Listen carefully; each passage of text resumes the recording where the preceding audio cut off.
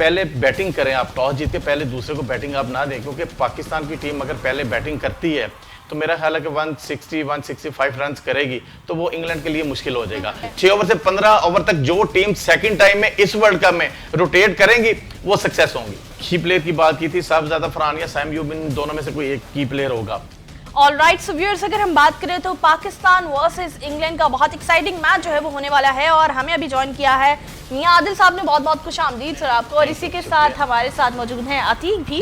अतीक और मियां आदिल से मेरा एक ही सवाल है, आज पाकिस्तान की टीम का मैच है इंग्लैंड की टीम के साथ। इंग्लैंड की टीम जो हमें बहुत स्ट्रॉन्ग नजर नहीं आ रही, सो मियां आदिल साहब इस पे आप क्या कहना चाहेंगे कि पाकिस्तान की टीम की क्या स्ट्रेटेजी होनी चाहिए?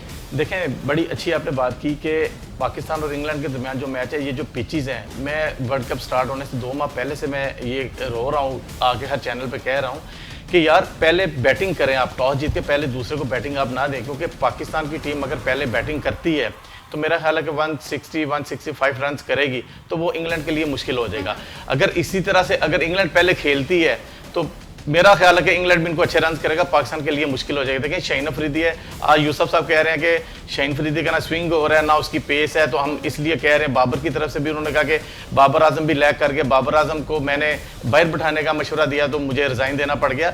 ये चीज़ें छोटी नहीं, ये चीज़ें मैं 3.5 साल पहले से कह रहा हूँ। ये प्लेयर तो आज आप कह रहे अभी कह रहे हैं ना, क्योंकि इनको पता कि 18 लाख रुपए तनख्वाहें कहाँ गई, 70 लाख रुपए तनख्वाह गई कहाँ गई, ये लैग कर गए बुरी तरह से, ये लैग कर गए हैं। ये जैसे शाहीन अफरीदी है, बाबर आजम है, कौन मुझे बताएं कि चला इनमें से जिन्होंने फिनिशर है ना, इनके पास कोई मैच विनर है, कोई ऐसा प्लेयर इनके पास है ही नहीं।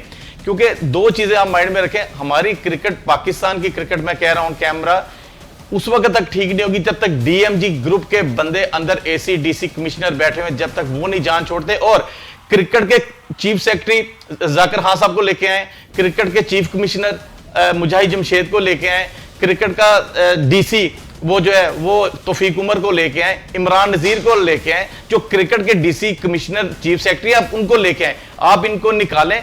देखिए मैंने क्रिकेट में पीएचडी की हुई है, मुझे क्रिकेट का जितना मुझे पता मेरे ख्याल इनको नहीं पता, क्योंकि देखें मैं 3.5 साल से कह रहा हूं ये चीजें कि आप ये करें, आपकी टीम बुरी तरह लैग कर जाएगी, जो मेन इवेंट्स हैं वो आप बिल्कुल एक्सपोज हो जाएंगे। तो वही हो रहा है देखिएगा, क्योंकि क्रिकेट खेलना हर किसी के बस का काम नहीं। बोलता तो हर बंदा टीवी चैनल पे, मगर मुझे लोग क्यों सुनते हैं ज्यादा, वो इसी वजह से सुनते हैं क्योंकि लॉजिक के साथ क्रिकेट की एक थ्योरी है। जब तक हम लोग इस तरह की हरकतें करते रहेंगे तो हम लोग लैग कर जाएंगे। और बिल्कुल बिल्कुल बेहतरीन बात की है। और अगर अतीक हम आए तो बहुत अच्छी बात की है कि जो लेजेंड्स हैं उन्हें लाना चाहिए, और स्पेसिफिकली हम भी बहुत अच्छे से बात करें इमरान नज़ीर के हवाले से भी, सो डेफिनेटली जिनकी ग्रिप है उन्हें होना चाहिए। लेकिन अगर हम बात करें बाबर आसिम की तो क्या कहेंगे?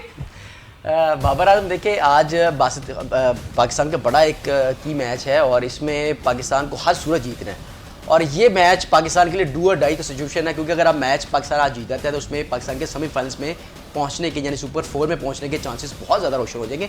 तो मुझे ये लग रहा है कि आज के मैच में बाबर आजम को ओपनिंग ही करवानी चाहिए, और बासित खान, कामरान अकमल ये सारे बात कर चुके हैं कि बाबर आजम को आज एक नया मौका दें। क्लैब्स तो पहले भी कर रहा है, और अब उम्मीद ये की जा रही है कि इंग्लैंड के खिलाफ बहुत अच्छा नहीं खेलेगा, क्योंकि मियां साहब को पता है कि जिस तरह से जैक बॉल कर रहा है, जिस तरह से राशिद बॉल कर रहा है, वो डेफिनेटली टीम को टफ टाइम दे रहा है। और इस सिचुएशन में मुझे ये लगता है कि अगर फ़खर या साहबजादा फरहान और बाबर आजम, इन तीनों में से अगर इन स्पिनर्स को अच्छा खेल जाते हैं तो पाकिस्तान किसी भी सूरत मैच मिस नहीं करेगा। अच्छा, एक और बात चल रही है सोशल मीडिया पे बहुत ज्यादा कि बाबर आजम को टीम पे निकालने के लिए जो है वो वजीफे करवाए जाएं, और जो है कुछ लोग अब इतने ज्यादा डिसहार्ट हो गए कि ये कह रहे हैं कि हमें कोई वजीफा बता दे जिससे बाबर आजम बाहर हो जाए। इस पे आप दोनों क्या कहना चाहेंगे? देखें, सबसे इंपॉर्टेंट चीज वजीफा तो एक सेपरेट बात है कि वजीफा आपके हाथ में जो बल्ला पकड़ा हुआ है, वजीफा तो आपके हाथ में जो बॉल आपने पकड़ा हुआ है, आपने उसको रीड कैसे किया हुआ है, आपने उसको पढ़ा हुआ है कि नहीं, आपने तैयारी की हुई है कि नहीं थी। आप पेपर आता है आपको मैट्रिक का, मैथ का आ जाता है आपको, आपने तैयारी की होगी तो वजीफा क्या करेगा? तैयारी नहीं की तो वजीफा क्या करेगा? अगर तैयारी की हुई है तो फिर भी वजीफा क्या करेगा? सबसे पहले आपको खुद अपने ऊपर ये अपना फोकस करना चाहिए कि हमने किया क्या है, हमारी वर्किंग क्या है। हम अगर इंग्लैंड के साथ आज मैच है, देखिए आपने बड़ा अच्छा सवाल पूछा था तीक साहब से बाबर आजम का, होता क्या कि सेकंड टाइम में जीत का तरीका वो भी मैं बता देता हूं। सेकंड टाइम ये पिचेस वो कि सेकंड टाइम लैग कर जाती हैं टीमें। वजह क्या होती है, पहले 6 ओवर पावर प्ले खेलने की बजाय आप सिंगल डबल करें, 35 करें, सिर्फ 6 ओवर में 35 करें, जो नेक्स्ट, क्योंकि विकेट बचानी है, 30-35 तो कर सकते हैं विकेट बचाने के लिए। अगर आपके पीछे विकेटें पड़ी हैं, प्लेयर पड़े हैं अच्छे, तो आप जो नेक्स्ट ओवर्स होंगे, अक्सर क्रूशियल ओवर क्या होता है सेकंड टाइम इन पिचेस पे 6 ओवर से 15 ओवर तक आपने रोटेट कैसे करना है। 6 ओवर से 15 ओवर तक जो टीम सेकंड टाइम में इस वर्ल्ड कप में रोटेट करेंगी वो सक्सेस होंगी। बिल्कुल बेहतरीन बात की है। अच्छा, सेमीफाइनल के हवाले से भी अतीक कुछ खबरें जो है वो गर्दिश कर रही हैं कि सेमीफाइनल अब इंडिया में नहीं होगा, क्या होगा ये जरा बताइएगा। बिल्कुल जी, आईसीसी ने जो सेमीफाइनल्स की लोकेशन इंडिया से छीन ली है और अब जो सेमीफाइनल होगा वो कोलंबो में खेला जाएगा। अगर पाकिस्तान इसमें क्वालिफाई कर जाता है तो डेफिनेटली मैच क्वालिफाई का जो होगा वो कोलंबो में खेला जाएगा। अगर पाकिस्तान लेट्स सपोज मैच हार जाता है और क्वालिफाई नहीं कर पाता, लेकिन फिर भी मैच कोलंबो में ही खेला जाएगा, क्योंकि आपके पास सेकंड जो टीम होगी वो श्रीलंका होगी और श्रीलंका की वजह से मैच कोलंबो में खिलाना पड़ेगा। लेकिन लेट्स सपोज अगर दोनों टीमें क्वालिफाई नहीं करती, देन मैच जो है वो कोलकाता और मुंबई में खेले जाएंगे और इस तरह से शेड्यूल जो है बनाएगा। लेकिन मुझे ज़्यादातर जो लग रहा है कि पाकिस्तान हर सूरत क्वालिफाई करेगा और मैच कोलंबो में ही खेला जाएगा। ठीक है, मतलब बहुत सी पॉसिबिलिटीज हैं, क्योंकि मुझे भी लग रहा है कि पाकिस्तान सेमीफाइनल खेलेगा और मैचेस जो है वो कोलंबो में ही होंगे। अच्छा, लास्ट क्या कहना चाहेंगे कि आज कौन सा प्लेयर की प्लेयर हो सकता है?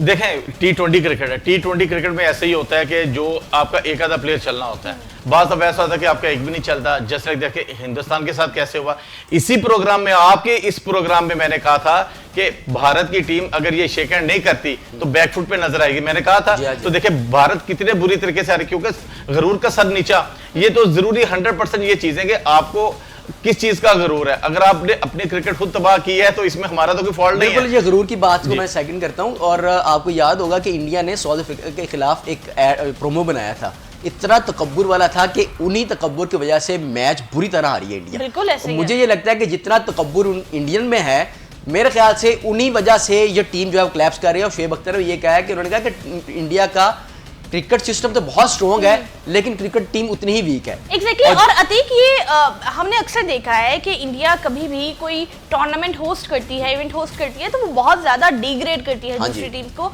जबकि आप वो थ्रू एड्स और अपनी एक्टिंग के जरिए जो है वो चीजें करती है। और ये एड पे हमने कल भी बात की थी, और मेरे ख्याल से वो मैच के बाद वो हर जगह से डिलीट करवाने पे शिफ्ट डिलीट करने की कोशिश कर रहे हैं, लेकिन अब वो बहुत जगहों पे सेव हो चुकी है। डेफिनेटली अब उनको मेरे ख्याल से यही भुगतना पड़ेगा।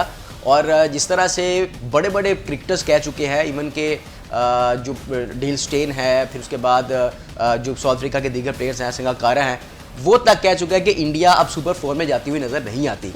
पाकिस्तान, साउथ अफ्रीका, श्रीलंका जैसी टीमें जो हैं वही सुपर 4 में जाएंगी। और मुझे ये लगता है कि डेफिनेटली पाकिस्तान श्रीलंका के साथ और साउथ अफ्रीका, वेस्ट इंडीज के साथ जो है वो सुपर 4 में क्वालिफाई करेगा। बिल्कुल सर, आप क्या समझते हैं कौन-कौन सी 4 टीम्स जो है वो सेमीफाइनल? आपने बड़ी अच्छी बात की। देखें, सबसे पहले आपने की प्लेयर की बात की थी, साहबजादा फरहान या सैम यूबिन, दोनों में से कोई एक की प्लेयर होगा। और भारत मुझे नजर आ रहा है आगे, क्योंकि भारत की जो नेक्स्ट स्ट्रेटेजी है ना वो डिफरेंट है, क्योंकि डे सेम नहीं होता। ठीक है। क्योंकि जो भारत को जो शिकस्त हुई है, इस पे भारतीय जो अवाम है, पब्लिक है, उन्होंने बड़ा भरमी का इजहार किया, अपने मुल्क में बड़ा अपना हंगामा खड़ा किया कि गौतम गंभीर के ऊपर बड़ी उंगलियां उठ रही हैं। उन्होंने कहा कि हमारे जो मुस्लिम क्रिकेटर समझ के आपने नहीं खिलाया उनको, जैसे शमी है, सिराज है, उनको बाहर बिठाया, उनको स्क्वाड का हिसाब नहीं बनाया। जब तक मैंने भी आपसे इसी शो में कहा था कि उनकी सक्सेस यही है कि वो शमी को खिलाते हैं, वो मजहब पे नहीं जाते हिंदू, मगर आज वही उन्होंने अपने आप को एक्सपोज किया, बैकफुट पे नजर आई, क्योंकि जो प्लेयर है, प्लेयर वही थे, मोहम्मद शमी, फिर सिराज। अब आप ऐसे टैलेंटेड प्लेयर्स को अगर आप बाहर बिठा देंगे तो मेरा ख्याल है कि आप लैक करेंगे, नेक्स्ट वो मेरा मिस्टेक्स नहीं करेंगे। मगर भारत मुझे लग रहा है, बाकी जो टीम्स आपने की, मैं भी आपके साथ ही आज सेकंड करता हूं, आपकी बात करनी पड़ेगी मुझे। बेहतरीन। सो फाइनली अतीक की बात जो है वो सेकंड करना पड़ ही गई। सो ये ओवरऑल हमारी डिस्कशन थी और वी आर वेरी होपफुल कि पाकिस्तान का बहुत एक्साइटिंग मैच होगा। पाकिस्तान अपने नर्व्स पे काबू रखते हुए अच्छा परफॉर्म करेगा ताकि सेमीफाइनल्स में अपनी जगह जो है वो बना सके। सो देखते रहिए डिस्कवर पाकिस्तान। अल्लाह हाफिज।